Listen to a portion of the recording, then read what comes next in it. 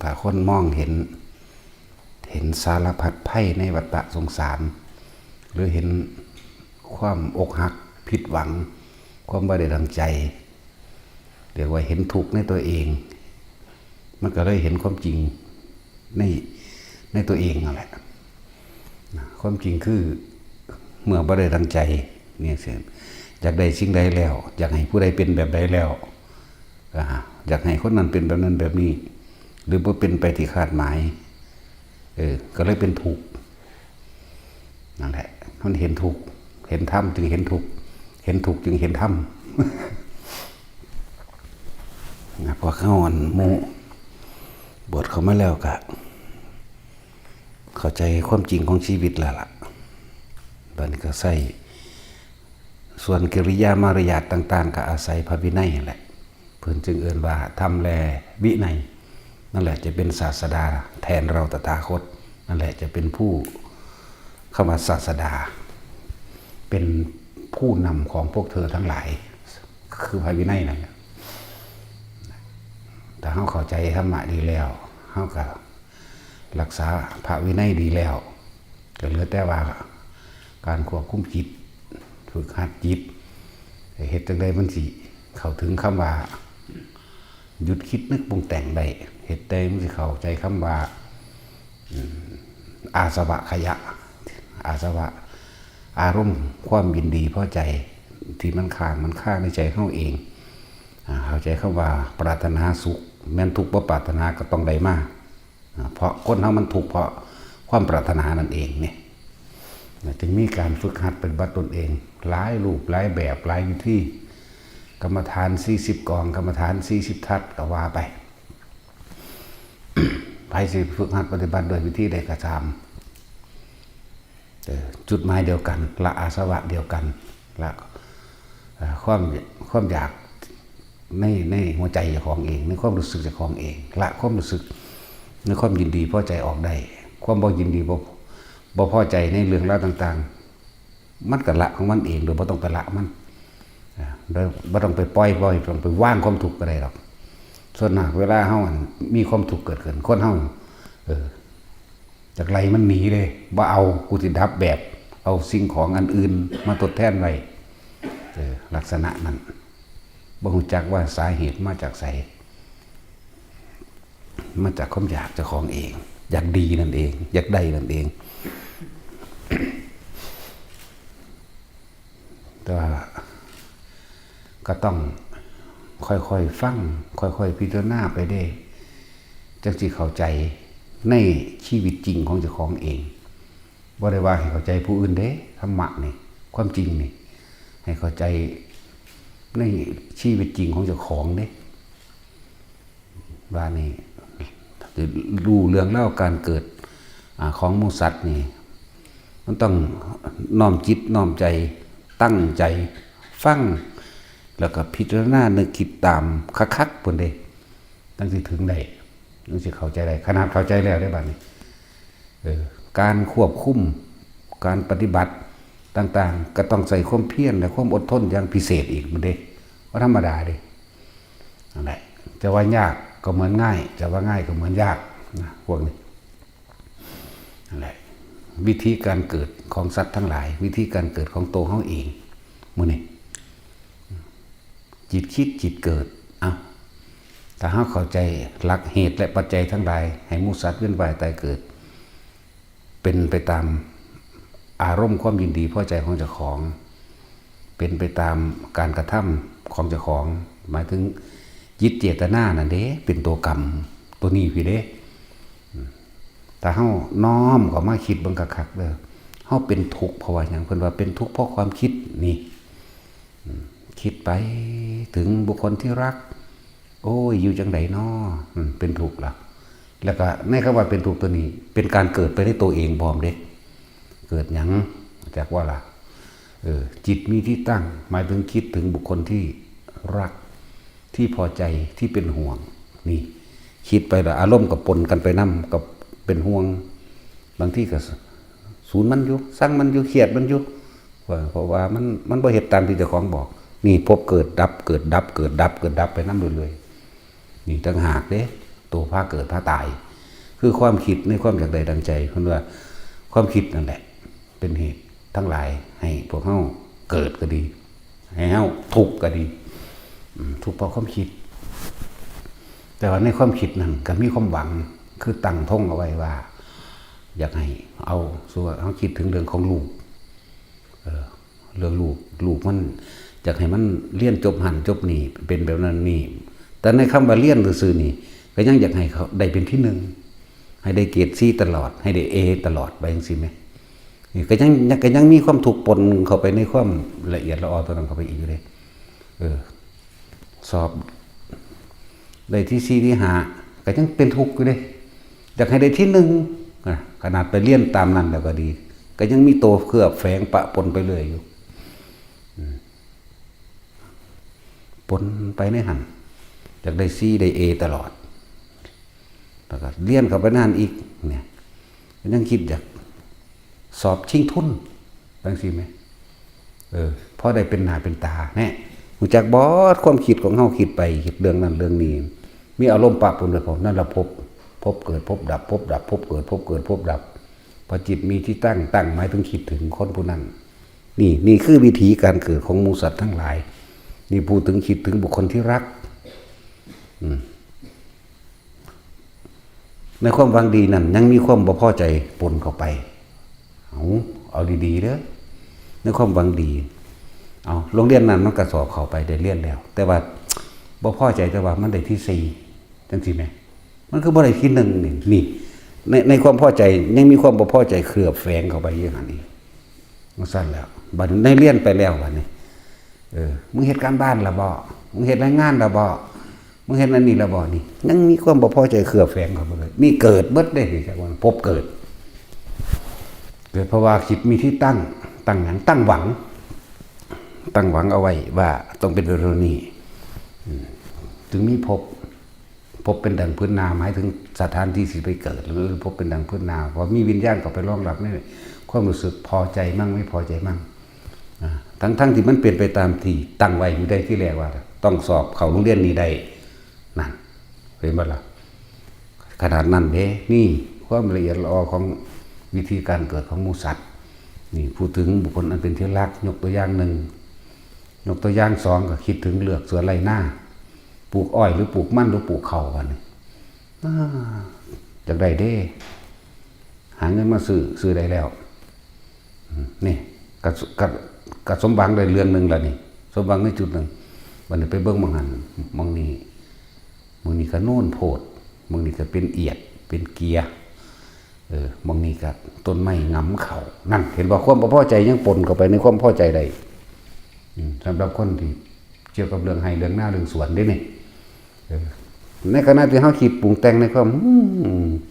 ก็น่าสิเอาโพดนี่ออกเนาะก็น่าสิเอาต้นไม้ต้นนี้ออกเนาะมันงำเข่ามันงำอ้อยมันงำมันก็ว่าไปนี่ในความพอใจใดในจุดหนึ่งความบ่พอใจยังปนไปได้เนี่ยนี่แหละวิธีการเกิดของหมู่สัตว์เดรัจฉานเป็นลักษณะนี้หรือเปรตในความโลภยังโลภบ่พออีกนะลักษณะเปรตความอยากใดบ่พอเนี่ยทั้งที่ใดแล้วบางที่มันอาจจะมีบางใดบางหนึ่งกิ้วเข้ามางอกแงกเข้าไปคือว่าเป็นหน้าติดห่วยแล้วมันมีบางห่วยบางใดบางหนึ่งในตะลิงมันพังลงมานี่โอ้ยน่าจะซื่อๆเนาะโอ้ยเดี๋ยวนี่ยังอยากได้ตื่มเพิ่มเข้าไปอีกเอารถมาถมเอากันหน้านี่ก็มีเด้นั่นแหละนี่แหละคือวิธีการเกิดทั้งเบิดเลยนี่เลยเอิ้นว่าปฏิจจสมุปบาทเหตุและปัจจัยทั้งหลายให้หมู่สัตว์ทั้งหลายเวียนว่ายแต่เกิดคืออันนี้ถ้าสิไปเว้าอวิชชาปัจจยาสังขาราสังขารปัจจยาวิญญาณังบ่เข้าใจเราต้องบอกภาษาเฮาทุกคนฟังเข้าใจเบิดถ้าแบบนี้เข้าใจว่าล่ะทุกคนฟังในภาษาตัวเองที่เป็นเองแต่ทุกคนก็มีประสบการณ์เท่านี้ผมเด็กมันเลยเข้าใจง่ายแต่ว่าเข้าใจก็ไปตายซะแต่ว่าปานนี้ล่ะนี่ถอดออกติดตามความคิดของแต่ละคนถอดออกมาจากหัวใจถอดออกมาจากการเห็นตามความเป็นจริงทั้งที่เจ้าผู้เจ้าของความคิดแท้ๆยังคิดว่าถึงได้ว่าเจ้าของไปเกิดแบบใดเนาะผ ผู้เจ้าของไฮหน้านั่นสวนนั่นผู้เจ้าของลูกผู้นั้นกันไม่ได้คิดถึงเด้ว่าเจ้าของไปเกิดแบบใดนั่นแหละจังว่าให้ตั้งใจฟังแล้วใครขั้วเราพิจารณาตามแต่เขาจะเห็นความจริงที่พวกเขากำลังเป็นทุกข์เพราะอะไรกับทุกข์เพราะความคิดความคิดปะปนอารมณ์นั่นแหละเกิดไปพร้อมเกิดดับเกิดดับเกิดดับอันที่บ่เกิดเสียเลยนี่หาบ่พอหรอกจึงบอกว่าธรรมะนี่มีคุณค่ามากเลยจึงเน้นย้ำผู้ใดเข้ามานี่อย่าเว้ากันจะเปิดโทรศัพท์นิดหน่อยก็บ่ให้มีนะนั่นแหละขนาดเข้าใจขนาดนี้แล้วนี่ว่าเหตุจังใดนี่ก็ยังต้องควบคุมใส่ความเพียรความพยายามในการฝึกหัดตนเองต้องหาวิธีปฏิบัติดัดจิตดัดใจควบคุมความคิดควบคุมความรู้สึกควบคุมอารมณ์ให้จังได้สิเบิดคิดเบิดอารมณ์ใดคุณแหละจังว่าขนาดว่าเข้าใจดีแล้วสัตว์ทั้งหลายเกิดเป็นนรกเพราะอาศัยจิตมีที่ตั้งคิดถึงบุคคลนั้นสัตว์นั้นสิ่งของนั้นมโนภาพนึกจินตนาการไปอารมณ์เกิดพอใจโกรธเกรี้ยวพบเกิดตายในขณะนั้นจิตสุดท้ายอารมณ์สุดท้ายไปนรกจากใดสิ่งใดสิ่งหนึ่งหาวิธีเอาอยู่หันน่ะอยู่ผู้เดียวนั่นน่ะจากใดสิได้จังสี่จากใดแห้งนั่นแหละพอดีคิดไปถ้าได้มากนี่กูเฮ็ดแบบนี้แบบนี้แบบนั้นแบบนั้นนี่ความคิดอันนี้ปรุงแต่งไปนึกไปอยากเป็นแบบนั้นอยากได้แบบบางหันบ้านน่ะสิแว่งเข้ามาเลยนะมึงนี่นะนั่นนี่นะจิตสุดท้ายที่ไปตั้งกับวัตถุอันนั้นเลือกส่วนไรหน้านั้นอารมณ์ปะปนไปในความโลภความอยากได้ตายซ้ำไปเป็นเปรต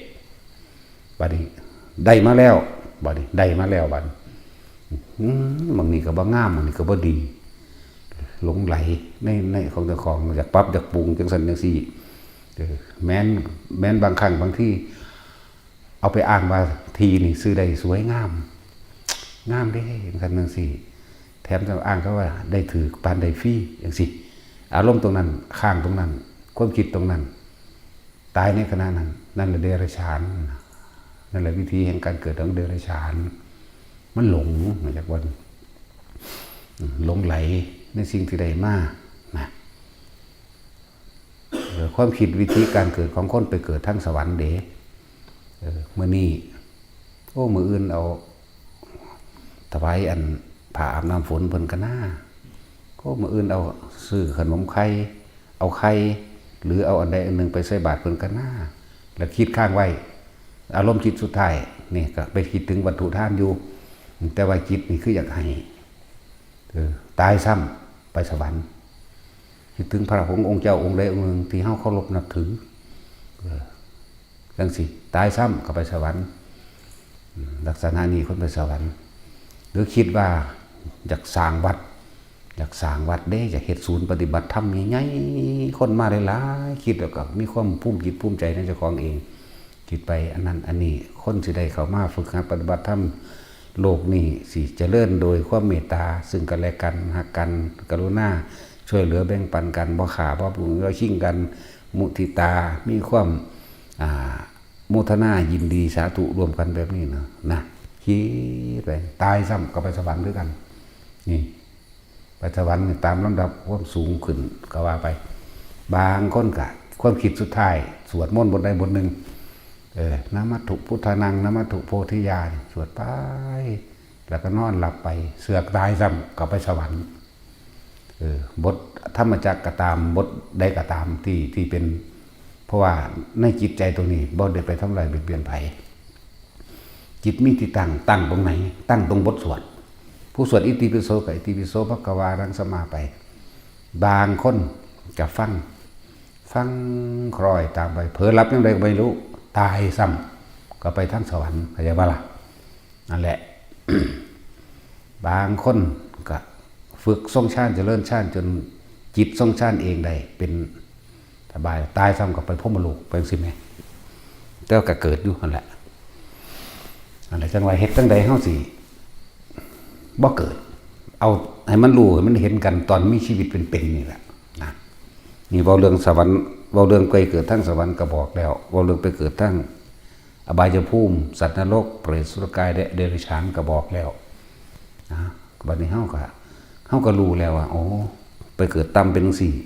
ไปเกิดสูงสุคติเป็นแบบนี้เฮ็ดจังซี่บ่เกิดนี่แม่บัดนี้ไปเป็นอรหันต์เลยนิพพานเลยจังซี่นะเนี่ยนั่นแหละจังว่าขนาดหูเหตุปัจจัยสัตว์ทั้งหลายเวียนว่ายตายเกิดเพราะมีความคิดนึกปรุงแต่งในความอยากใดอยากดีอยากรู้อยากเป็นปัจจัยบังเกิดอารมณ์ความรู้สึกพอใจมั่งบ่พอใจมั่ง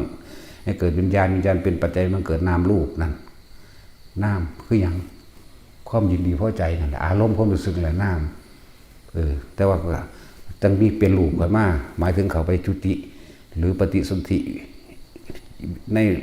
ร่างสัตว์มั่งร่างคนมั่งร่างหยังมั่งก็ว่าไปตามความพอดีตามความสมดุลของมันนั่นแหละก็บอกวิธีการเกิดหมดทุกอย่างวิธีปฏิบัติก็เลือกไปเฮ็ดไปจะเฮาหาวิธีที่ว่าตะกี้เฮ็ดมานั่นน่ะลองไปเบิดทุกอันเด้ก็เลยกล่าวว่ากรรมฐาน40อย่างนี่เฮาได้เบิดเลย40อย่างและของนอกเรื่องเว้าอย่างนึงว่านอกใบไม้ในกำมือนี่ก็มีอีกเยอะแยะหรือที่พระพุทธเจ้าเอามาสอนเหมือนกับดังว่าเศษดินที่ปลายเล็บหรือใบไม้ในกำมือนี่เฮาก็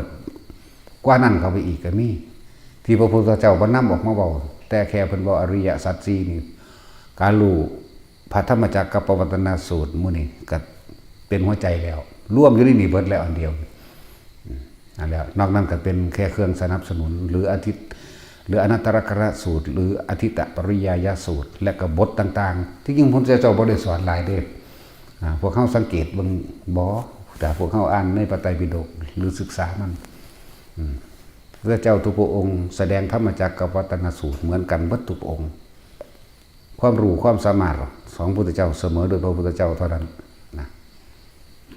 แต่ว่าปีแยกย่อยแล้วแต่บุพกรรมที่เคยทำมานำกันสำหรับพระพุทธเจ้าสัพพัญญูรู้อุปนิสัยของแต่ละคนเคยเห็นอย่างมานำกันเอาทำอันนั้นให้เลยแยกย่อยเป็นปกิณกะของไปของมันอันนั้น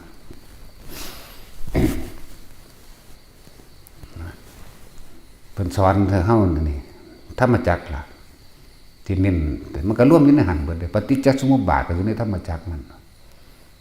อยู่ในหันแหละอันนี้ตัวส่งเสริมและสนับสนุนเพื่อเกิดความเข้าใจให้นัยยะให้แนวทางอีกช่องหนึ่งอนัตตลกนสูตรอธิตปริยายสูตรที่นี่ก็เป็นเกี่ยวกับพระปริตให้เกิดการปกป้องคุ้มครองในตนเองคือบทกรณียปริตจังสิกรณียสูตรหรือมงคลสูตรนี่การใส่ชีวิตแน่บทรัตนสูตรเนี่ยแล้วก็การใส่ชีวิตในป่าแบบใดก็คือบทกรณีมั่งการทำความผูกมิตรกับหมู่เราตระกูลงูต่างๆคือวิรูปเขนี่ว่ายังละนั่นแหละบทอันยังละมีแต่ลืมทำความผูกมิตรกับตระกูลงูต่างๆจังซี่หรือทำความหรือแผ่เมตตาหมายถึงทำความผูกมิตรกับหมู่ทุกชีวิตสรรพสัตว์เลยเนี่ยบ่เน้นลงไปแต่ในตระกูลงูทั้ง4คือกันใช้ชีวิตในป่าการเดินทางในทัศกะปริตมั่งบ่ได้หลายเด้ความจริงบ่ได้หลายเด้บ่ได้หลายนั่นแหละตอนสิย่นจะเอาตะหัวใจให้ทำเลยก็ธรรมจักรนั่นแหละแต่แค่ในหันก็บรรลุแล้วทุกข์คือหยังทุกข์คือสภาวะที่จำต้องทนได้ยากทั้งจำต้องทนและทนได้ยากจำต้องทนทุกข์เพราะว่าร้อนเนี่ยบ่มีใครอยากร้อนเด้มันนั่งได้ทนเอาเนาะแต่ว่าจำต้องทนบ่อยากทนนี่จริงๆทุกข์เพราะว่าร้อนเพราะว่าหิวเพราะว่าหนาวเพราะว่าเจ็บป่วยเพราะว่าเดินทางเสื่องซ่าแก่ชราลงไปแล้วเพราะว่าตายนี่ทุกข์เพราะว่ากูว่าตายมื้อนี่แหละสาเหตุแห่งทุกข์คือหยังความอยากได้ตัณหาอุปทานอยากได้อยากดีอยากมีอยากเป็นเนี่ยนี่สาเหตุมันก็อยู่นี่เฮ็ดจังได๋สิควบคุมสาเหตุมันได้นี่นั่นน่ะควบคุมได้ดับเป็นขณะหรือนิโรธ ถ้ามันยังเฮ็ดยากอยู่ก็หาวิธีโดยมรรคมีองค์แปดต่อนี่มีความเห็นถูกต้องตามความเป็นจริงเด้อดำริชอบบัดนี้ก็คิดตามความจริงเด้อเว้าตามจริงเด้อทั้งสั้นแล้วกระทำอีหยังก็สร้างเอาความจริงเขามาเป็นที่ตั้งไว้เด้อนะกัมมันโตอาชีโววายโมสติสมาธิเมื่อในหนทางทั้ง8นี่หมายถึงมรรคมีองค์8แล้วก็สัมมาญาณะกับพิจารณาหนทางนี่เป็นหนทางแห่งความหลุดพ้นบริสุทธิ์ดีบ่นอเรียบเรียงทั้งหน้าทั้งหลังมาเรียบร้อยในมรรคมีองค์8ก็เป็นสัมมาวิมุตติก็เป็น10ทางจะเป็น10อย่างอันนี้เราเรื่องตัวเลขมันแบบนี้เมื่อเฮารู้หนทางจังซี่แล้วเฮาก็ต้องมีการลงมือปฏิบัติต่อหมู่ภิกษุนักบวชเพิ่นจึงมีการเที่ยวจาริกไปณสถานที่ต่างๆเที่ยวจาริกไปอยู่ตามถ้ำตามผาไปฝึกจิตฝึกใจฝึกความกล้าฝึกอีหยังความกล้าฝึกความที่กลัวตายได้บ่นี่ฝึกความที่ตัดตายได้บ่ตะกี้เฮายังกล้าโสเป็นโสตายกับเรื่องกิเลสตัณหากล้าลักกล้าปล้นกล้ากี้กล้าโกหกให้ผู้อื่นเสียชีวิตแล้วทรัพย์สินกล้ากินเหล้าเมายากล้าข่มขืนข่มเหงกล้าบัดนี้ลองกล้าที่ทำทั้งหมดนั้นเพราะปรารถนาความสุขเด่นที่สละเป็นสละตายให้กับกิเลสตัณหาพอความอยากได้อยากดีมีกล้าเพราะว่าอย่างยันแต่ของบ่มีความสุขยันแต่ของบ่สมหวังก็เลยกล้าเฮ็ดไปจังสั้นบัดนี้ลองกล้าทิ่มลองบัดนี้เวลากล้าทิ่มตัณหาอุปาทานที่เคยเฮ็ดไปแล้วนี่พอมันรู้ทางแล้วนี่กล้าทิ่มในกล้าทิ่มทั้งเบิดนี่ก็ต้องกล้าที่จะทิ่มความตายได้กล้าต้องข้ามผ่านความตายไปได้ก็มันยานตายยันแต่ของมันมีความสุขแต่ที่มันกล้าเฮ็ดน้ำตัณหาอุปาทานเฮ็ดน้ำกองกิเลสนั่นเฮ็ดน้ำราคะนั่นนะเฮ็ดน้ำรูปรสกลิ่นเสียงราคะนั่นแต่ยังกล้าบัดนี้เอาถ้ามึงยังคล้อยตามสิ่งเหล่านั้นอยู่ในรูปในรสในกลิ่นในเสียงอารมณ์ความรู้สึกที่ความพอใจอยู่มึงก็ต้องเวียนว่ายแต่เกิดนี่มันเห็นทางครับมึงต้องกล้าสละสิ่งเหล่านั้นออกแล้วบัดนี้สละในการกระทำโดยกายโดยวาจาโดยทางนอกได้แล้วเหลือแต่ทางในเด้ทางในเหลือแต่โตจิตนี่มึงเกิดจากนี่มันบ่นี่นั่นแหละจึงมีการไปฝึกจิตฝึกบ่ให้มันคิดนึกไปทางแบบเก่าคิดนึกไปทาง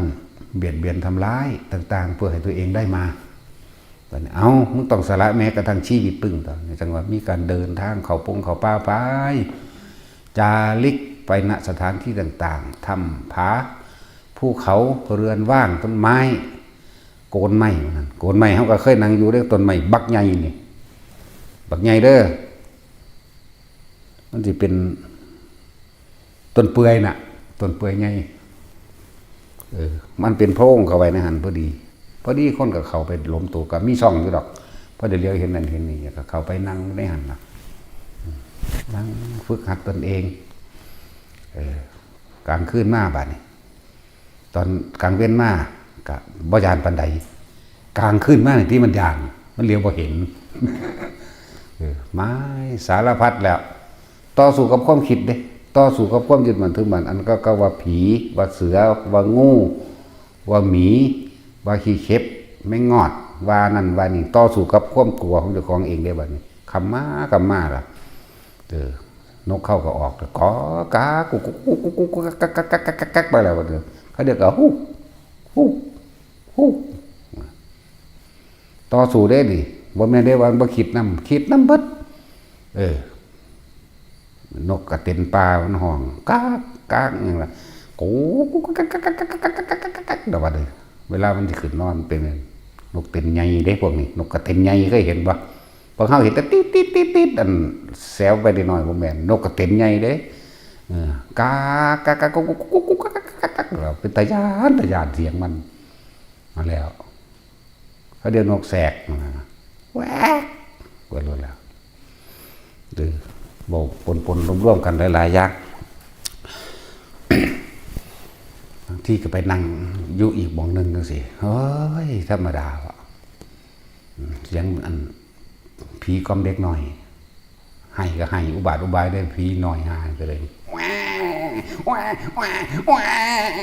คุณอุ้ยว่าธรรมดาเด้ทั้งแม่ก็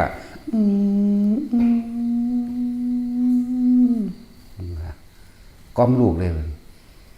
พ่อจะจำได้อยู่เพลงกับเพลงพ่อเฮาพ่อได้ยินเนี่ยนอนสลารับตาเนี่ยสกอมแม่แต่เพลงอันอื่นๆจำบ่ได้ว่ะก้มลูกเสียงมันเยือกเย็นเย็นจะเยือกคืออย่างนี้เลยอยู่หันแล้วโอ้ยธรรมดาบ่เฮาสิสู้กับความคิดเฮาได้บัดเนี่ยเฮ็ดจังได๋กูสิบ่คิดไปหามันได้นั่นแหละย่านหลายบางทีย่างไปเบิ่งก็บ่มีกลับขึ้นมาก็มีเสียงไปอีกก็บ่มีกลับนี่แหละธรรมดาว่ะอันนอนสลารับตาแม่สิกอมนี่มันเยือกเย็นยิงเลยว่าธรรมดาเลยพอเฮาพ่อได้ยินอยู่แน่จังซี่เนาะอันแม่ไปให้เก็บไข่มาป้อนแม่เลี้ยงมอนอยู่ในเลี้ยงหน้านั่นแหมแม่ไปหน้าอย่างละว่าไปนั่นแหละหลายแบบหลายอย่างมาต่อสู้กับความคิดเจ้าของดิแล้วนี่ก็เป็นแค่ตัวอย่างหนึ่งในจุดหนึ่งมันอยู่ผู้ใดละแต่ว่าอยู่แถวสกลนั่นแหละจำได้แต่ว่าอยู่สกลนั่นแหละง่ายมองไปเรื่อยแต่ที่จริงบริยานดับวันนี้มันเริ่มชินเริ่มชาไปก็ง่ายมองไปอีกก็มีอีกแบบนึงเสียงคลึงครึ่งคังมันทั้งสูงๆนะทั้งภูเขาไกลๆมากนะก้อนหินกับโต๊ะใส่กันปุกปึกปักว่าแต่ละโอ้ยต่อสู้กับความคิดได้บ่เนี่ยนั่นแหละคือถึงได้มันจะหยุดได้ก็อาศัยแต่ลมหายใจนั่นแหละเขาเดียวกับเขามาล่มนี่เขาเดียวกับคิดย่านหลับเห็นว่ามันย่านตายอันย่านนี่ย่านตายเด้บ่เป็นย่านผีอันนั้นเด้ความจริงหรือบ่แม่นย่านอันความจริงลึกๆของความย่านจริงๆคือย่านตายย่านเจ้าของเจ็บปวดแล้วก็ย่านตายนั่นแหละสรุปลงตรงนั้นเลยแบบขวขาๆมากนะบางทีก็ยางสวับมาเด้ตาก็เหลียวเบิ่งเหลียวเบิ่งล็อกแรกก็บ่มีก็ได้เห็นแต่ปลายหญ้าไปแล้ววันนี้โอ้ยธรรมดาวันเรื่องนี้นั่นแหละมันหลายอย่างได้แต่ละสะพานพ้นแต่ละคืนต้องต่อสู้จนกว่าสิระงับดับเข้าไปได้สู่ลมหายใจเงียบกึ๊บไปเลยจังสิหายคิดได้แต่ออกมากับยานคือเก่าเด้แต่ในมือหนึ่งเวลามันเข้าไปหมายถึงอาจจะเป็นเข้าชาตินั่นแหละมันหาหมุงลบของมันเองอยู่ในลมหายใจนะบาดที่เขาจังมันเข่าตัวย่ำได้แล้วปุ๊บเงียบปุ๊บพูดละเที่ยงจังหูเมือกันมากก็ได้ก็แล้วไปการขึ้นมาใหม่เป็นอีกต้องสู่ยุ่งสั้นแหละกูเข้าไปตอนนั้นจากดอกว่ามันเข้าไปสู่ความสงบสู่ความว่างแต่ว่าออกมาแล้วยังเบาได้เด้เบาว่าได้เด้ตอนมันอยู่ในหันเป็นแสงสว่างที่ไร้เงาเป็นแสงสว่างที่มันเป็นแค่คำอุปมาอุปไมยหรือเปรียบเทียบคนเข้าใจจริงๆมันบ่เป็นแสงเลยมันแจ้งไปเบิดนะเพิ่นเลยเอิ้นแสงสว่างมั่งจริงๆมันเป็นความที่แจ้งสว่างได้ก็เลยต้องว่าสว่างตัวเนาะสว่างไปเบิดที่กว้างไกลที่หาประมาณบ่ได้แล้วก็บ่มีเงาแล้วก็บ่มีจุดมีต่อมแล้วก็บ่มีดวงอาทิตย์บ่มีแบบนั้นไหลบนทินบ่มีอีหยังที่เข้าไปปนในหันใดนี่อยู่ได้ที่5 ชั่วโมง 6 ชั่วโมงมันก็ออกของมันเองเข้าเองออกเองอยู่เพราะฉะนั้นแหละเพราะว่าหยังมันลบความย่านรู้จักบ่ลบมันคิดหาบางใดพึ่งผ้าสิมาป้องกันความกลัวก็ไม่ได้เพราะความกลัวอยู่ในเฮาเองเฮากลัวตายสรุปว่าย่านตายเด้มันย่านเจ็บย่านปวดนั่นนี่ก็สรุปคือย่านตายนั่นแหละต้องตัดตายขนาดนั้นแล้วนั่นแหละจังว่าหลายอันหลายแบบที่ผ่านมาเสียงบัดนี้ยับไปอีกวงนึงนี่ย้ายไปเลยส่วนมากอยู่5 มื้อ 6 มื้อหรือ7 มื้อก็ยับไปอีกจุดนึงจังซี่ก็มีอีกแบบนึง ทำก็จะประมาณประมาณทำเขาไปเลิกๆดอก20-30 เม็ดนี่แหละฝึกตนเองนั่นแหละคือว่างูบักใหญ่มันบาดนี่ซ้ำเสาพวกนี้ได้ย่วยลงมาต่อหน้าต่อตาเฮานั่นแหละใส่เฮาได้บาดนี่น้ำลายก็ฟงใส่น้ำหนาเฮาเลยโอ้ยก็เบิ่งหั่นนั่นแหละบัดนี้เริ่มจับทางได้เฮาเข้าชานหรือมันเข้าไปเองของมันก็แต่ว่าความกลัวเมื่อออกมาแล้วมันก็มีอยู่มันก็ยังใหญ่อยู่บัดนี้ลองเอาสู่แบบลองแบบว่าเฮ็ดจังใดตาก็เห็นหูก็ได้ยินสัมผัสทางกายพร้อมมันสิบ่คิดบ่นึกให้ไปทางที่ว่าไม่พอใจก็คือกลัวนั่นแหละทั้งพอใจและไม่พอใจนี่ต้องระงับเฮ็ดจังใดก็เบิ่งก็เลยมีการทรงฌานเจริญฌานโดยการเอาอาการปิติมาเป็นจุดใดจุดหนึ่งเพื่อจะเป็นเครื่องอยู่แห่งความรู้สึกแม้ความคิดสิคิดไปมั่งมันก็มีวิหารมีที่อยู่ของมันคิดไปดึงกลับมาคิดไปดึงกลับมาอยู่ในความรู้สึกในกายเรื่องปิติที่จับจุดตั้งไว้นี่กลางหน้าผากนั่นแหละอันนี้พูดถึงหลักสูตรหรือวิธีการที่เฮาเรียนกันมาเลยพูดถึงการฝากที่จริงมันก็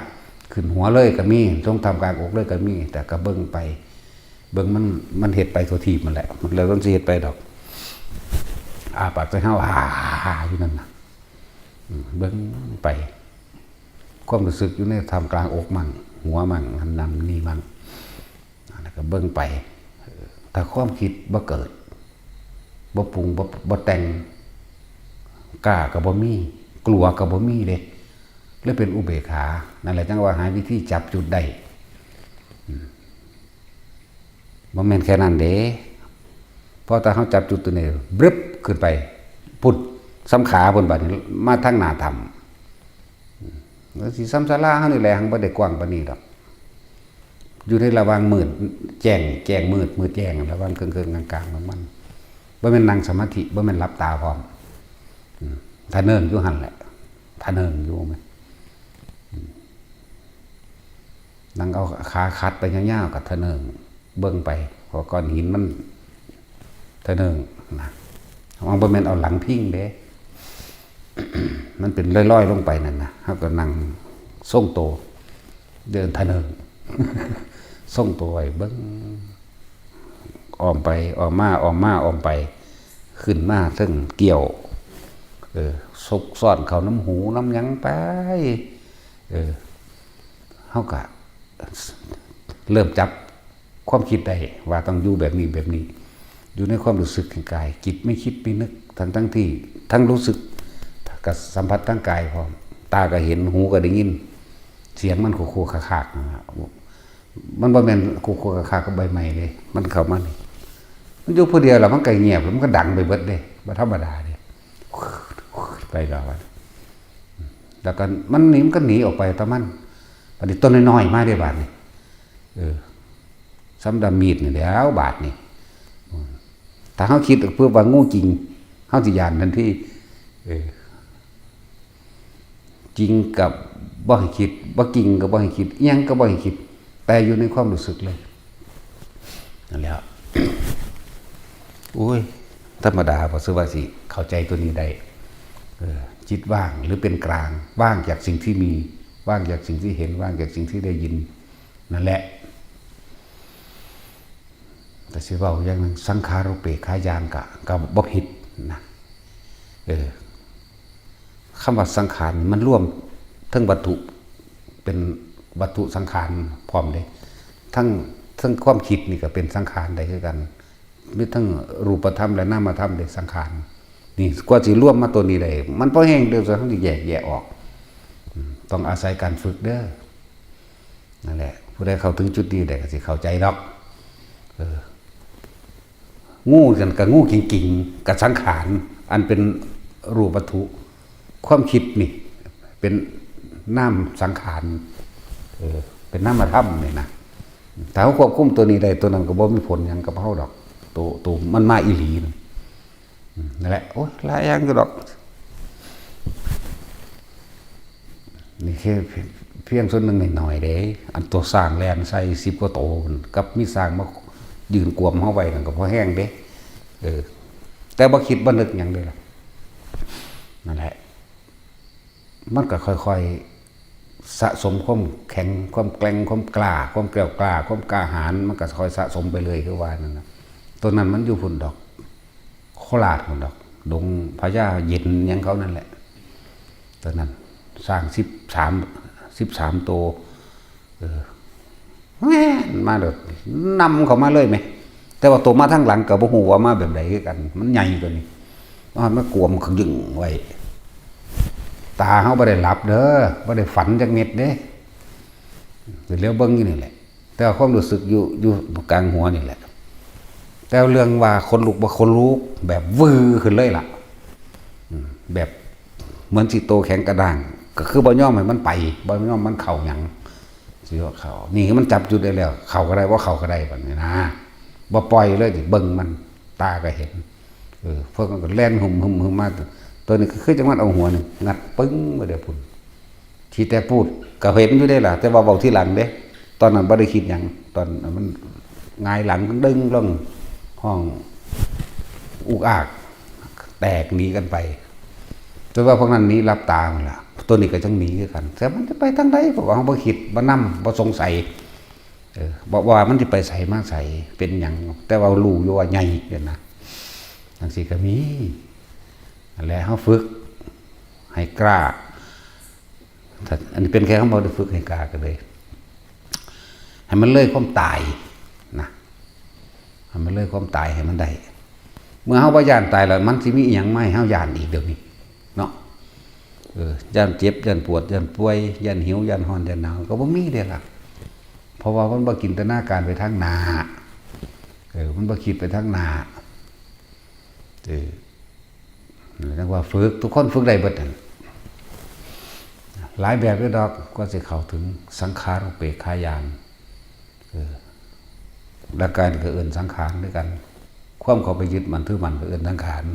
ความคิดกับสังขารร่างกายกับสังขารแยกเอากัน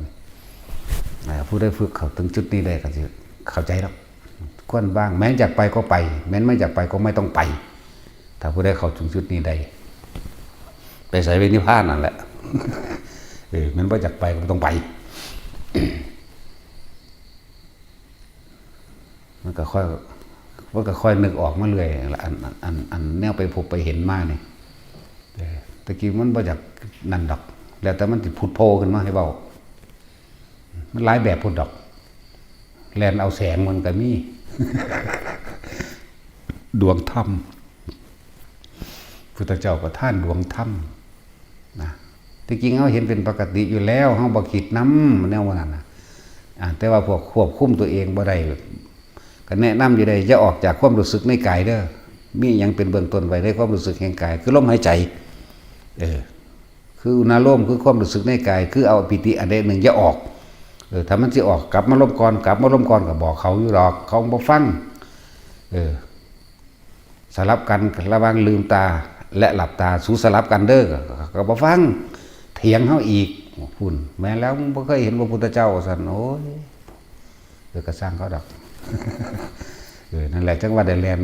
ตกเหวตกหยัง6 เม็ด7 เม็ดมั่ง10 เม็ดมั่งขึ้นกกไม้มั่งสารพัดโอ้กูรำคาญเด้หิแม่ซุเอ้ยนั่นหนีทั้งตัวบาดนี่แยกออกจากอยู่เมืองการนี่หยังล่ะจังสิอำเภอใดเราไม่รู้ล่ะอันนั้นทำงูทำเงยยังก็ว่าไปเขาว่าจังซั่นแหละว่าเฮาบ่ค่อยเข้าหาคนแยกหนีผู้เดียวล่ะหังหลีกเลยแหละหลีกคนเลยบาดนี่บ่ได้เป็นห่วงเรื่องอาหารเด้พี่มันมาตัดอาหารได้อยู่ตอนเดียวพี่เรื่องน้ำเรื่องกินเรื่องอยู่เรื่องอย่างต่างๆมันมาตัดทิ่มได้ตัดความกังวลได้ตั้งแต่อยู่สกลพี่แม่งไปทั้งใดก็ยากแต่น้ำสิกินแถมมึงเป็นแมวยังมึงบ่ตายก็ฟาดปัวทิ่มตัวขนาดขวดน้ำน้อยๆนึงทิ่มนั่นแหละแต่ก็หลายอย่างอยู่ดอกในเวลาบางของบางอย่าง ที่เฮาสามารถหยิบกินเองได้หรือกินเองได้ในตอนที่อยู่ผู้เดียวมันก็มีในหั่นแหละถ้าบ่ได้อ่านพระวินัยก็สิบ่เข้าใจหรอกบางทีเฮาไปกินสิ่งที่มันเป็นพิษเขาเพิ่นก็ให้กินน้ำมุดเน่าหมายถึงเหี่ยวตัวเองก็ได้เพื่อให้มันหากออกมาอาหารเป็นพิษหรือบางทีก็ให้ไปกินขี้มันก็ได้อุจจาระที่กินบ่แม่นให้กินเป็นอาหารเด้ให้กินเป็นยาสำรอกเวลามันเมามาเวลามันเมาคือเฮาเมามาคอแล่นมันเมาครับมันเมาคืออย่างนี้เด้มันว่ามันเมาแบบคือเมาหรอกมันโนนเนนมันโนนเนนมันเซ่พุ่นเซ่พีแหละมันหาตัวแก่บ่ได้ตอนเครื่องสมรมกับบ่มีสิไปแค่กินมดแดงก็ได้ตัวนี้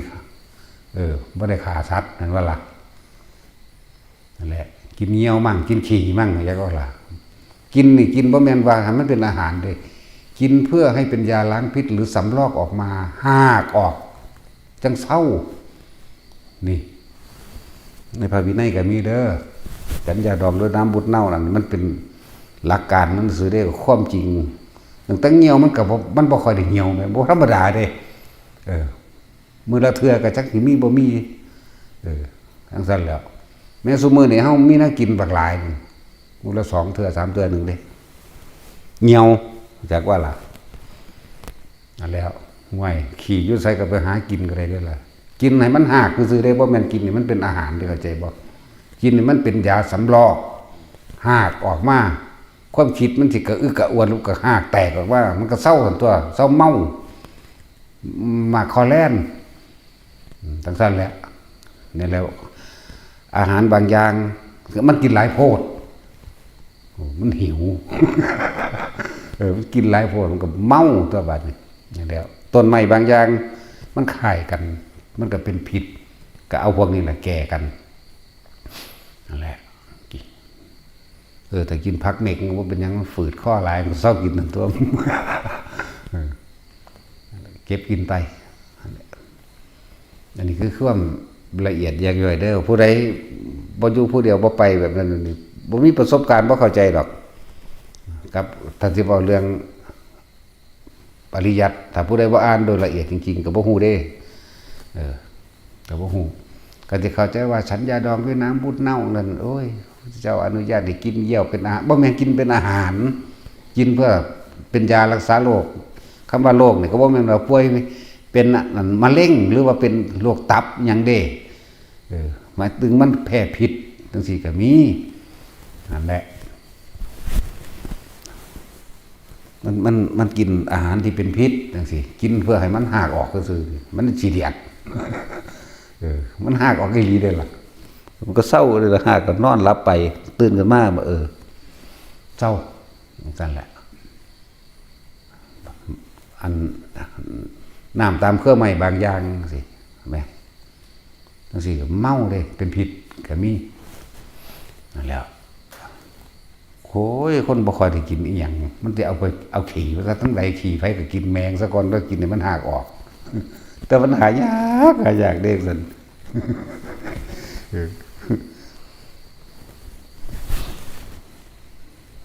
ขี่กระต่ายก็บ่หักเด้เป็นยาซ้ำอามึงนี่ก็มีอยู่ขี่กระต่ายก็เลยตึ้งขี่แมงยังแล้วก็กำกินแมงเบิ่นล่ะวะกินมันหักเว้ยสิไปหาอันหม่องนั้นมีขี่อีเกียนั่นก็ฟ้าแห้งอยู่มันไปว่าได้ดอกถ้ามันได้เป็นดอก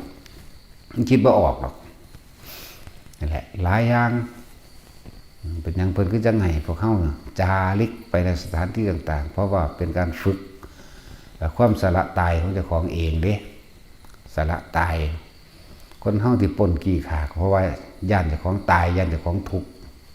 จากว่าล่ะที่ปนกี่ขาลักกี่ตัวมื้อนี้กระจานบัดนี้เอามึงลองมาสละตัวนี้ถือก็เพราะว่ามึงไปเฮ็ดจังซั่นเวรกรรมทั้งหลายก็เลยเวียนว่ายเฮ็ดให้เที่ยวเกิดเที่ยวตายอยู่เพราะสำนี้เอาถ้าสิตายก็ให้มันตายเพราะว่าได้รู้ธรรมเห็นธรรมซะนั่นแหละนี่ก็เป็นประสบการณ์มันต้องมีของจริงเข้ามานำแน่นั่นแหละจังละอันผู้ใดมาถามดูกูจะให้มึงไปธุดงค์เด้ หรือมึงจังบ่ได้ถามกูวะนั่นของจริงเลยพวกไปอ่านหนังสือมาถามนั่นมันก็ตอบมาอยู่ดอกถามมันบางคนบางอย่างบางคนก็บ่ตอบแต่ว่าถ้าประเภทว่ามาลองพุ่มเอาบ่มีพุ่มเลยบ่มีความรู้อย่างดอกนี่แต่ว่าเอามึงอยู่กับกูจะขึ้นบ่สั่นยากเขาโลดบาดเว้ากันกวนอรหันต์เบาเนาะบัดดึงแขนขึ้นไปถึงภูเขาด้วยกันโอ้ยย่านล่ะพวกนักจินตนาการทั้งหลายนักเกิดจังว่าพวกเฮาศึกษาดีแล้วหลังออกพรรษาไปก็ไปอยู่ตามสถานที่ต่างๆจนว่าเขาแล้วเข้าแล้วหน้าแล้วยังเบิดกับขาสกรจังพาปลาเข่าเขาจังไปจังย่างไปตามทุ่งหน้าได้แต่ถ้าเขาว่าท่านแล้วเขาบ่อยากให้ไปถ้าจะไปก็ไปเป็นจุดเลยไปทั้งผู้โลดหรือไปณสถานที่ใดที่มีหมู่เพื่อนบริวารหรือเพื่อนกันได้มิตรเฮาเองนั่นแหละที่เฮารู้จักองค์นั้นองค์นี้อยู่หันอยู่นี้ไปพักไปอยู่ในอาศัยความได้รับการคุ้มครองหรือเป็นที่รู้จักไปให้ไปอยู่แต่ถ้าแล้วเขาแล้วเท่านี้ไปยางเอาบัดนี่อยากว่าล่ะมันพาทงหน้าไปได้แล้วเขาแล้วเขาแล้ว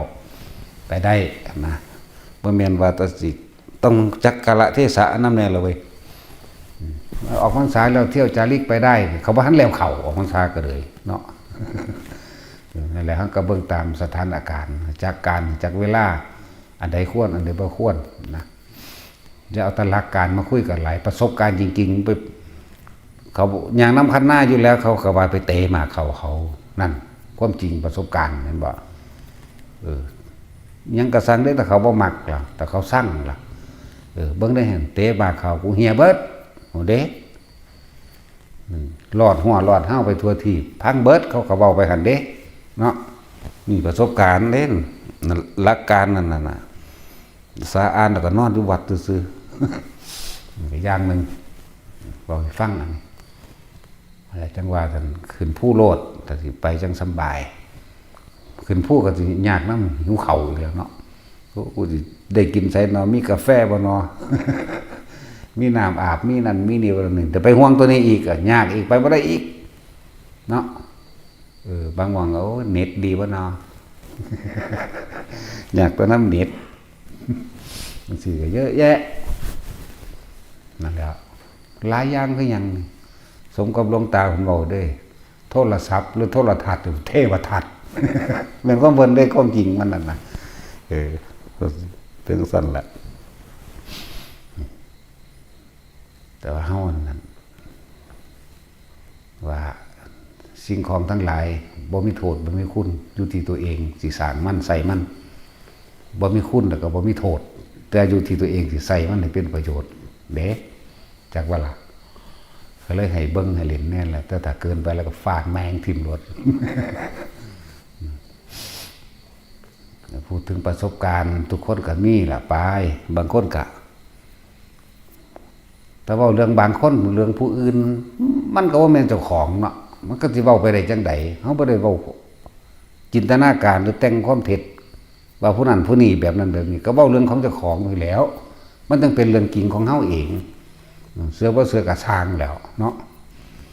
บางคนก็จังซั่นบางคนสิมึงเป็นเขาบ่มึงเป็นความคิดเขาบ่มึงเป็นประสบการณ์เขาบ่มึงก็สิเว้าผู้นั้นผู้นี้เป็นจังซี่เลยก็จังว่าให้เบิ่งตนเองเนาะนี่ต้องคุยกันสนทนากันจังพ่อรู้เขาว่าเท่านั้นนึงเด้แก้ให้กันเท่านั้นแหละมันก็เว้าแต่เรื่องของเจ้าของแหละเมื่อยร้อนหิวหนาวแนวใดมันก็รู้ล่ะเยอะแยะโอ้ยถ้าจะเว้าเรื่องนิมิตยังโอ้ยหลายโพดดอกเฮาหังหลากหลายแล้วของเฮาเฮ็ดเป็นมาแต่เด็กน้อยแต่ว่าบ่ฮู้จักหยังคือจังหาเครื่องเล่นเครื่องอยู่ให้พวกเฮาแต่ละคนนั่นแหละมันเป็นอิหยังกระสังเถอะที่มันต้องเป็นกุศลสร้างสมอารมณ์ที่มันเป็นกุศลสิ่งที่มันเป็นกุศลพูดเป็นกุศลทำเป็นกุศลคิดเป็นกุศลก็เอาตามหลักสูตรที่เพิ่นว่าสัพพะปัสสะนั่นแหละคิดพูดทำอะไรก็ช่างให้มันเป็นสิ่งที่มันเป็นกุศล มันก็ชินกับสิ่งที่เป็นกุศลไปเลยก็เลยหาวิธีมาให้เล่นนั่นแหละการเฮ็ดเสียงภพภูมิเฮ็ดกระดาษออกจากผ้าที่ม้วนไว้พันไว้มั่งเอาก้อนหินมาเฮ็ดนั่นล้วนแล้วเป็นการทรงชาติเจริญชาติล้วนแล้วแต่เป็นการอยู่กับตัวเองทั้งนั้นแหละบ่ให้คิด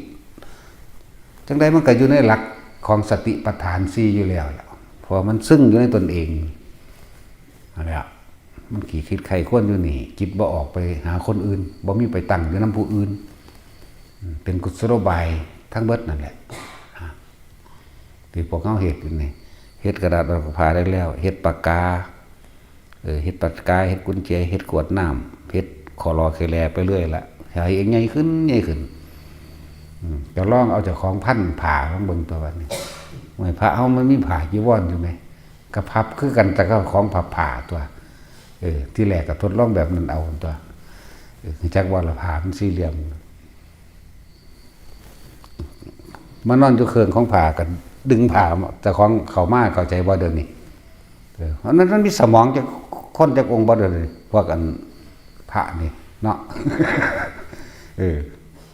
ก็เข้าไปในเขาก็นอนเถียงเอาตัวแบบเขาเห็ดผ่าแบบเฉียงจากบ่ก็ดึงผ่ามาจากของแล้วก็จิกไปดีกับพันตัวเองไปตัวพันตัวเองไปแล้วกับทองสวดคาถาหรือสิส่งชาติใดอันหนึ่งเรียกว่าล่ะผู้ใดว่าท่านได้ส่งเป็นว่าท่านเดินนันนี้จากบันิผ่านี่สี่เหลี่ยมเนี่ยสี่เหลี่ยมมันเป็นสี่เหลี่ยมพื้นผ่าอยู่แล้วล่ะอันผ่ากี่ว่าเนาะเขาก็นอนเฉียงตรงกลางกันดึงพับเข้ามาพับเข้ามาตัวเองก็ม้วนเข่าตัวบัดนี้เมื่อม้วนเข่าแล้วกัดเพื่อสิจับอารมณ์ใดทรงชาติแบบใดหรือสิใส่ตัวคำบริกรรมคาถาใดก็ใส่ไปต้นเมื่อได้กับพลิกออกมาตัวแต่พลิกแล้วถ้ามันบ่ออกจากผ่ามันก็จะอยู่ในผ่าคือเก่าตัวจากว่าถ้ามันออกจากผ่ามันก็ขึ้นมาเหนือผ่าคือกันแต่กับห้องเห็ดกระดาษตัวทั้งผ่าเข้าใจว่าล่ะพวกบ่มีสมองนี่ดาเบิดตัดผ่านนี่เฮ็ดตั้งสั้นนี่เลยสิบอกเอาเบิดอันอุ้ยก็บ่ต่อหยอดบ่แตกกันแหนงไปเอาเองเป็นเนาะอันนั้นได้บ้านี่ได้บ่เป็นตาฟ้ามือใส่ก็ยังเท่าๆเลยทั้งบ่ทันได้ยังได้ซ้ำเขาลงตลักย่านผีขี้เกียจจังว่านี่โหเอากูตะเว้นแท้ว่าซั่นนอนพลิกซ้ายพลิกขวาก็เบ้ยยังเหม็นกว่าเก่าว่าซั่นขี้เกียจมันตายแห้งอยู่ได้หันพลิกไปมันก็แตกออกมันก็เหม็นกว่าเก่าตัวบาดนี้เนาะเอาแล้วกูบาดอยู่หันแล้วมันตลักกลัวผีกิ้งเหลนเอาละครับพากันทดลองเอาเองเฮ็ดเอาเองนั่นแหละเว้ยทั้งสั้นแล้วถ้ามันออกได้ก็เอาเฮ็ดไปเรื่อยเฮ็ดไปเรื่อยจนชินชำนาญในการจับจุดได้ดอกมันจับได้ดอกมันก็เงาเฮ็ด2 เทื่อ 3 เทื่อบ่ออกดับโดดโอ้ยก็ยังบอกว่ากูเฮ็ดเป็นแสนเป็นล้านบ่เฮ็ดหยังแหละแต่ได้ก็มาฝึกดอกมื้อนึงบ่ได้เฮ็ดหยังแต่ฝึกตัวเองอยู่ในหั่นแหละเฮ็ดแล้วเฮ็ดอีกเฮ็ดแล้วเฮ็ดอีกเฮ็ดไปซื่อๆนี่แหละบ่ได้มีความหวังว่าสิออกหรือบ่ออกทั้งเฮ็ดไปนั่นแล้วบ่ได้ไปตั้งหวังไว้เด้ไปทำหน้าก็ผ่าห่มใหญ่ๆคุ้มลองเบิ่งก็เฮ็ดไปละบาดนี่ออกได้อีหลีเว้ยแน่เฮ็ดไปมาบ่ากูก็บ่พิงฝาผนังห้องลองเบิ่งกันหน้าว่าที่แรกรับตาดิแต่ส่วนมากก็เฮ็ดแบบรับตาอันหมายถึงตอนยืนพิงนั่นถ้ามื่นตาญาติมันบ่ออกนั่นแหละรับตามื่นตาไม่ออกมาได้อีหลีเว้ยรับตาเข้าไหมรับตาออกรับตาเข้ารับตาเข้าแล้วออกบ้ามันบ่ต่ำกว่า1,000เทื่อเด้อันเฮ็ดจังซั่นไม่ต่ำกว่าเด้แบบนี้เริ่มจับจุดได้เด้อแล้วบัดนี้ก็มื่นตาตัวนี้แต่ว่าก็จำบ่ได้เด้ว่ามันเป็นไดมันเป็นวามมันอธิบายบ่ถูกเด้ขนาดทั้งที่มื่นตาพาไปเลยนี่วามโลดเด้เฮ้ยก็สิบอกรายละเอียดจังไดล่ะมันแปลกประหลาดคือจังได๋นั่นแหละมันเป็นวามเข้าไปโลดนะบอกความรู้สึกบ่ได้เพราะว่าบ่มีความรู้สึกเรียกว่าวาม ว้าวนะ เนาะตาสินจิปิเสขิชื่อไว้เด้อตาสินข้าทายเห็นผีเอานี่บอกแล้วแต่ละคนเพื่ออยากเห็นผีก็รับตาลงบาสะก่อนเด้อลงวิธีแล้วไข่ว่าท่านเศร้าอยู่หัวลกหัวหลอนอยากเห็นว่าพวกแมซี่นั่นอยากเห็นผีบ่นี่ก็เว้าอันนี้แหละเด้อรับตาลงก็เว้าไปเรื่อยเดิมกันว้าวมาใส่ปากเจ้าหงายหลังตึ้งซะเลยเป็นบ้าสำสละหามันนี่ เป็นบ้าตัวตะคิดแต่พอคิดก็ว่าบ้ากันตัวเว้ยเนาะพากันเห็นเบิ่งเด้อของเวทีอย่างเพิ่นวางได้ละพากันทองของเพิ่นไปเรื่อยเด้ ฝุ่นเทวดาล่วงลงมาจากนภาอากาศทั้งผู้หญิงผู้ชายดิทั้งเทวดาทั้งเทวบุตรล่วงลงมาเด้มาก็มาบอกว่าโอ้ยท่านอาจารย์บ่ต้องบอกคำนี้ได้บ่คาถานี้ได้บ่ท่านพวกผมรู้สึกเจ็บปวดแสบร้อนว่าซั่นพวกผู้ขาฮ้อนห้นอยู่บ่ได้ว่าซั่นมันตัวที่มีหยังคาถานี่ก็ทราบมันเป็นหัวใจของปฏิสังขายโยนึง พวกนี้ได้สัมปพุทธปฏิสังขายโยเนาะการพิจารณาผ่าปฏิสังขายโยนิโสจีวรังอย่างสัตว์กจิเนี่ยกจีวรังนิโสบินทปาตังเป็นอย่างกับบินทบาทเนี่ยนิโสเสนาสนังก็เป็นที่อยู่อาศัยจากว่าคิรานะปัจจยะนิโสคิรานะปัจจยะเพศชาปริคาโรแน่มันก็สีคำหนึ่งดอกจะว่าล่ะเห็ดเด้อเห็ดเบิ้งพวกเขาเห็ดเป็นปกติเขาว่าหาตะบายยังก็ได้ดอกบัดนี้แต่ว่าเขาต้องมีตัวคาถาน้ำรอง คำบริกรรมน้ำรองหรือคาถาน้ำรองนั่นแหละเห็นว่างั้นแหละเห็นไม่เห็นกับอยู่ที่การว่าง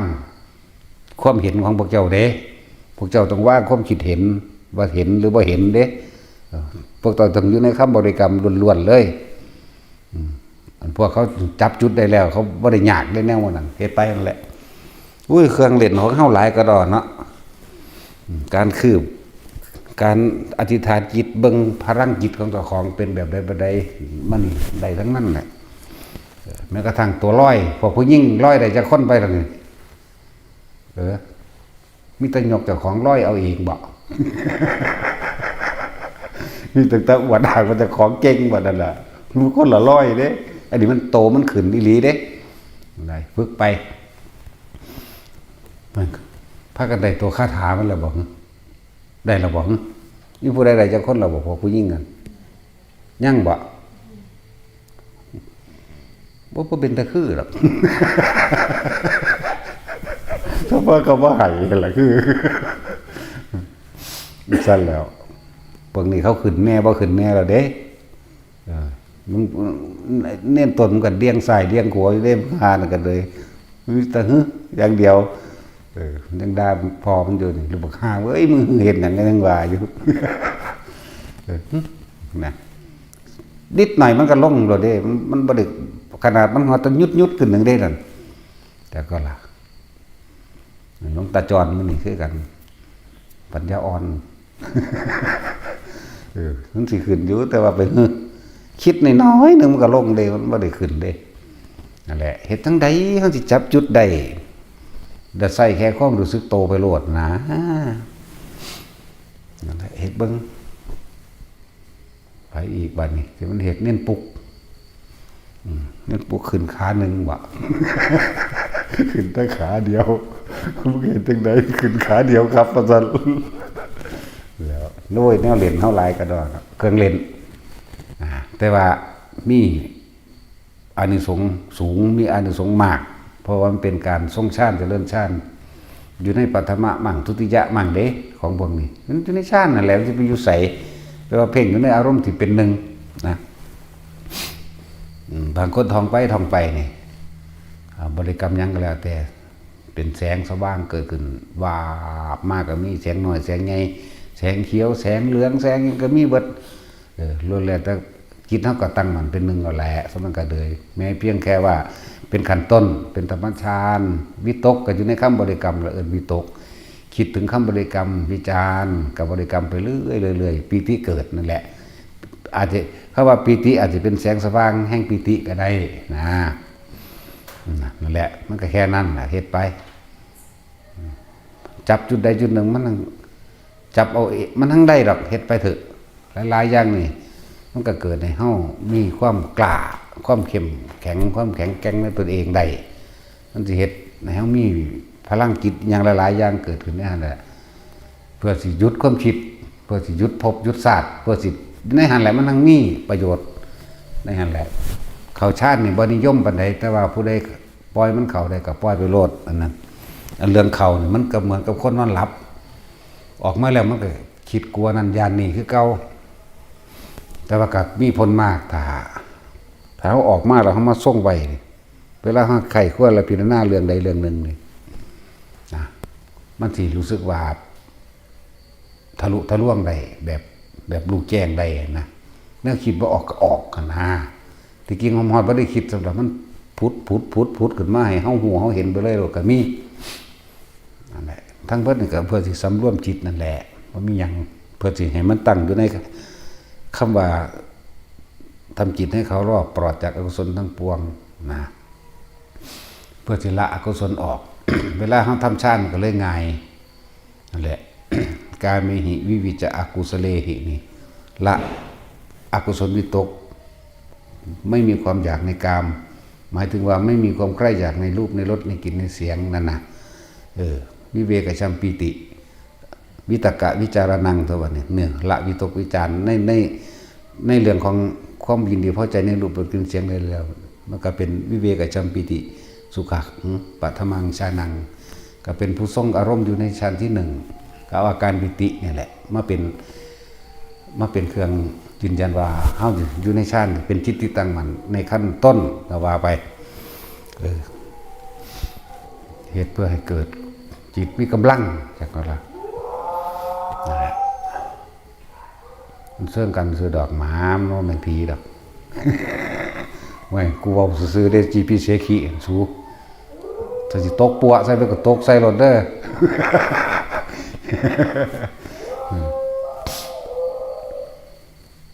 ที่จริงกับภาษาเฮาว่าผีที่จริงมันก็เป็นพวกกายทิพย์อย่างต่างๆนั่นแหละ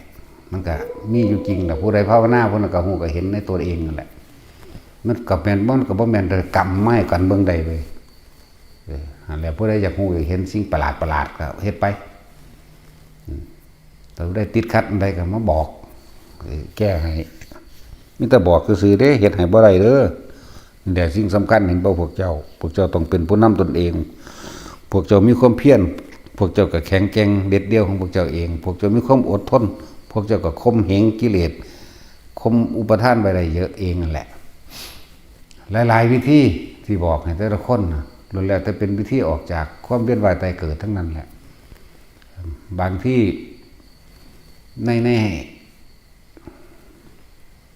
นเฮาเฮ็ดเป็นปกติของเฮาอยู่แล้วนี่คือการจับจุดอุณาโลมหรือเป็นทำสร้างความรู้สึกตัวอยู่ณจุดใดจุดหนึ่งในเลื่อนกายของตัวของเองหน้าผากก็สร้างกลางหัวก็ตามหน้าอกก็ช่างเถอะหรือบางที่ความคิดมันมากมันหลายพวกเจ้าก็ใส่วิธีลัดในจักหน่อยอันนี้คือจังหลวงปู่เทศเพิ่นว่าจับรับเฮ็ดจังใด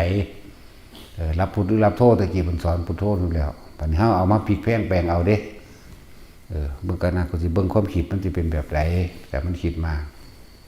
หายใจเข้าลึกๆแล้วหยุดไว้หยุดเบิ่งว่ามันสิคิดหรือบ่คิดแต่ก็ใช้วิธีการเหลือบตาเบิ่งปลายจมูกมันบ่คิดนี่ว่าก็หายใจออกแล้วก็สูดลมหายใจเข้าอีกหยุดกึกไว้อีกมันสิคิดหรือบ่คิดนี่ว่าจริงๆแล้วแต่เห็นความคิดแล้วมันบ่ไปเด้มันคิดต่อบ่ได้เลยมันหยุดเลยนี่ก็เป็นเทคนิคนึงเด้อหายใจเข้ากั้นกึก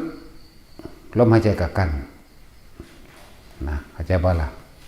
เฮ็ดไปเถอะเดี๋ยวพวกเจ้าสิจับตัวเองเลยดอกสิพวกเจ้าสิจับความคิดพวกเจ้าสิรู้ในตัวเองนั่นแหละวิธีหยุดความคิดหยุดแบบใดก็ดีมันก็เป็นวิธีนึงเรียกว่าเฮ็ดหา เฮ็ดหาทางให้เจ้าของนั่นแหละสูดลมหายใจเข้าลึกๆหยุดกึกใจสิขาดปล่อยออกแล้วสูดเข้าอีกแล้วหยุดกึกใจสิขาดปล่อยออกแล้วพวกเจ้าสิหาวิธีเป็นเครื่องอยู่ของเจ้าของได้หรอกอันนี้คืออีกวิธีหนึ่งวิธีกันลมหายใจแล้วหยุดแล้วก็ปล่อยออกถึงพระพุทธเจ้าเพิ่นก็ผ่านประสบการณ์ตรงนี้มาแม้นบางที่เพิ่นแต่ว่าเพิ่นกั้นเอาจนว่าเพิ่นสลบพุ่นเด้ลมออกหูออกตาออกยังพุ่นเด้ดันขึ้นฮอดทะลุหัวพุ่นเด้พวกเฮามันแค่ว่าเฮ็ดเพื่อเอาเบิ่งว่าความคิดเป็นจังไดหรือหยุดคิดเป็นแบบใดซื่อเด้ของเพิ่นน่ะลมอัศสะปัสสะสะมันบ่เข้ามันบ่ออกแล้วก็สลบลงพุ่นเด้นี่กันคนสิมาว่าพระพุทธเจ้าทำมาก่อนแล้วกันพวกสิมาแซกแงกเข้ามานะ เลยต้องเว้าดักมันไว้ก่อนบ่ซั่นมันสิอย่าทำเลยคือว่าทรงฌานเข้าฌานไม่บรรลุดอกจังซี่นะโอ้ยมึงก็ยังอยู่ในหูเหี่ยวจังสิมาเว้ากับกูหาแม่มึงหยังเนาะ อันนี้ก็เว้ากันไว้อีกก็ยังว่ากูอาศัยปัญญาของพระพุทธเจ้านั่นแหละหลายพวกดอกอันที่แทรกซ้อนเข้ามานะซ้ำสิเอาแสงสว่างโอ้ยปิตินิดหน่อยแผ่ปฐมฌานก็เห็นได้ดอกแต่ว่าคำว่าแสงสว่างตัวนี้บ่เป็นมันเป็นอาการปิติซื่อๆเป็นปิติจิตสงบแล้วแต่มันสิพุทธขึ้นมาพวกนี้เอาแน่บ่ได้หนังบานนั่นแหละ หาวิธีให้พวกเฮาเรียกว่าเฮ็ดหาเจ้าของเพื่อสิจับจุดจับจิตเจ้าของบ่ให้มันคิดไปให้มันรู้อยู่ซื่อๆให้มันดูเฉยๆมันเห็นเฉยๆมันได้ยินเฉยๆเด้ถ้าเว้าจังซี่มันบ่มั่นบ่ม่วนปานใดมันบ่ได้หัวเด้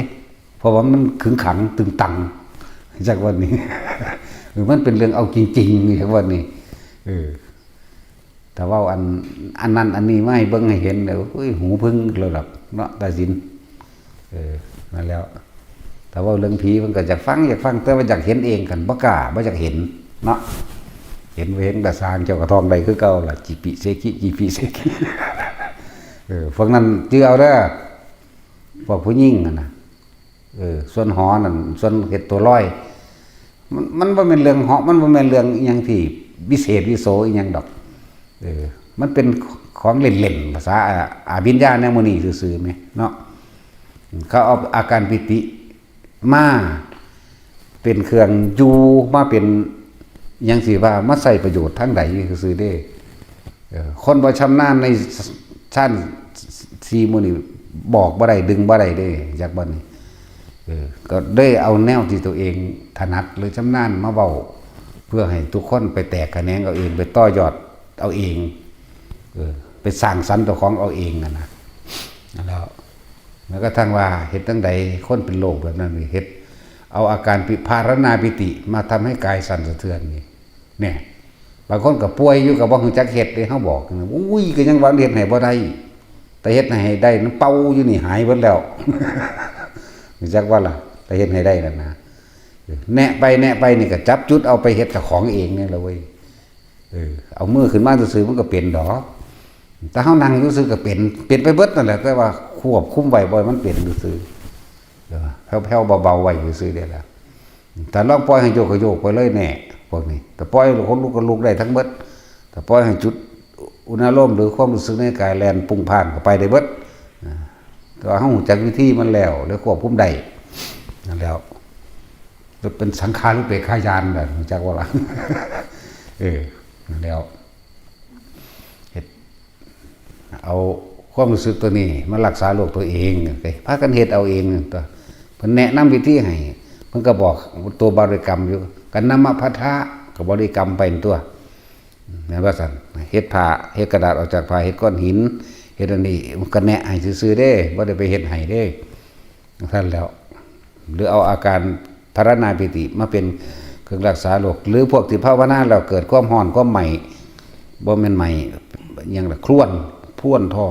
งคือแสบโหกบ้างเป็นลมอื้อลือมาดันมันข้อแล้วแล่นไปแล่นมาในท้องบ้างในตอนนั้นเอื่นว่าปรับธาตุ หรือธาตุมันพิการมันบ่ปกติเพิ่นเอิ้นพิการภาษาโบราณว่าแบบมันบ่ปกติมันกำลังไล่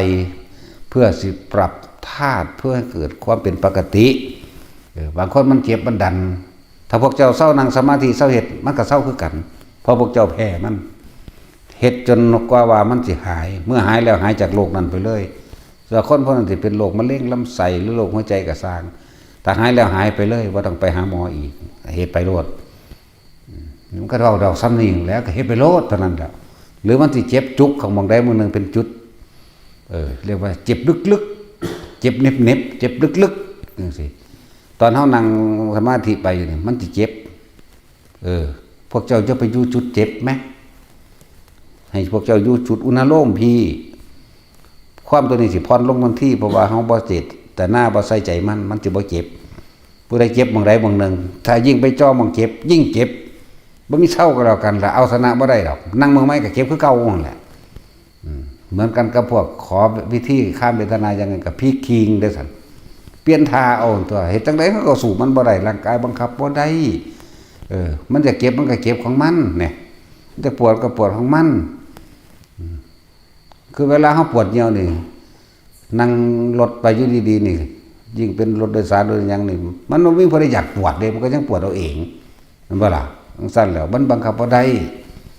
ร่างกายนี่บ่เป็นของเฮาบังคับบ่ได้ก็เลยว่าหาวิธีพลิกท่าทางเอาตัวเพิ่นบ่ได้กำหนดตายตัวว่าจะต้องนั่งหลับตาเท่านั้นเด้ยืนเดินนั่งนอนได้ทั้งหลับตาและลืมตาตัวพลิกเอาตัวนอนก็สินอนท่านั้นนอนเมบก็ได้ตัวรู้จักเมบบ่เมบเอ็ดเลดน่ะนอนคว่ำภาษานั้นว่าภาษาบ้านนอกนอนคว่ำก็ได้นอนหงายก็ได้นอนตะแคงเลยแค่แข้งซ้ายก็ได้ตะแคงขวาก็ได้แต่เพิ่นบ่นิยมตะแคงซ้ายเพราะหยังมันทับหัวใจเขาเจ้านิยมตะแคงขวามันหายใจยากซื่อนอนได้บ่ได้ถ้าโมคคัลลาส่วนมากคนสินอนตะแคงทั้งนั้นตะแคงซ้ายปุ่นหูจักฮอดเพิ่นนอนตะแคงซ้ายพุ่นเด้เพิ่นนอนตะแคงขวาคือเฮาปานใดนะตอนเพิ่นมาภูเขาเพิ่นนอนตะแคงมาทั้งนั้นภูเขากาฬสินธุ์นั่นแหละถ้าโมคคัลลานั่นแหละไปหูยังอยู่หันอยู่มาหันก็หูอยู่รักอยู่ภูเขานั่นแหละไปหูว่าอันนึกเล่นๆไปซื่อๆแล้วมันหูขึ้นมาเพิ่นนอนหันหน้าไปทางใดเพิ่นหันหัวไปทางใดเพิ่นตะแคงไปเอ้าคือตะแคงบ่คือหมู่นะเรื่องของกูเว้ยเพิ่นว่าฟิตแมงว่าซั่นอ้าวสกกันจักหน่อยซะบ่นี่ว่าซั่นก็มีนี่เบิดนั่นแหละหลายแบบหลายอย่างทุกอย่างที่แนะไปให้พวกเจ้าเฮ็ดเพื่อไปเฮ็ดหาเจ้าของเลยได้ตนคือได้ใจคือได้ทำเลยเห็นความรู้สึกของตัวของที่มันสิเฮ็ดจังได๋เฮาสิควบคุมให้มันเป็นกลางได้เข้าถึงคำว่าสังขารุปเปกายานได้นี่มั้ย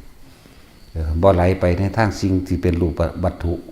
รูปธรรมแบบนี้เฮาก็บ่คิดความคิดแบบนี้เฮาก็บ่ตามนี่มั้ยมันก็ละมันก็เข้าสู่อาสวะขยะอันตัวบาดนี้นั่นแล้วไปเถอะนะเอาสมาทาน